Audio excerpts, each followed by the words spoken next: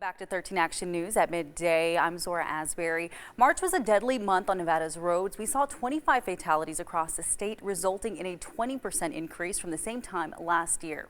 That's all according to the Nevada Office of Traffic Safety, where we have Andrew Bennett, who's joining us now to talk more about the department's public information officer and your role here with the traffic safety in Vegas. We have a couple of questions for you. You were talking about a 20% increase this time last year. So why is that increase hitting us so hard in March? We were expecting somewhat of an increase when we solely looked at March, but when we're looking at the first quarter compared to last year, this was a time that we still had an abundance of traffic on our roadways. So a 20% increase is troubling to us. And unfortunately, we're still seeing some of those trends that we saw in 2020 that we're trying to correct with impaired driving, lack of seatbelt usage, and speed continuing to be the key portion that's causing these crashes. Now, on top of that 20% increase, a really startling statistic was a 75% increase in motorcycle fatalities. So let's talk about that.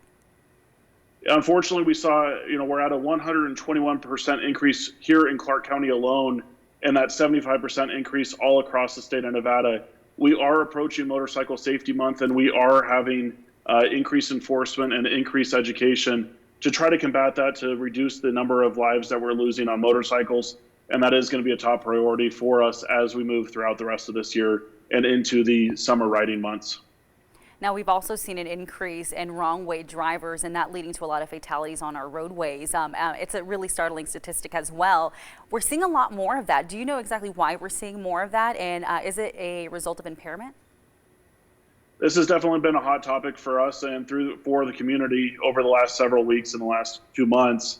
And so when we look at the root cause of wrong-way drivers, we have data that shows in 2019 alone, 90% of wrong-way drivers were impaired at the time of that crash and leading to that fatality.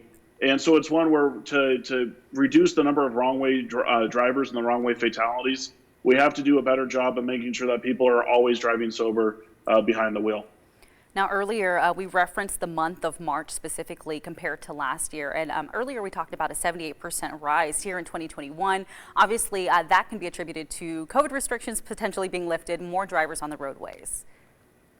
Exactly. And when we look at March 2020 compared to March 2021, March 2020 was the first time that we really shut down and we saw a dramatic decrease in vehicles on our roadways. And now with March being, kind of the month that we've really started to open it up, we unfortunately expected this increase, but we hoped that it wasn't as large.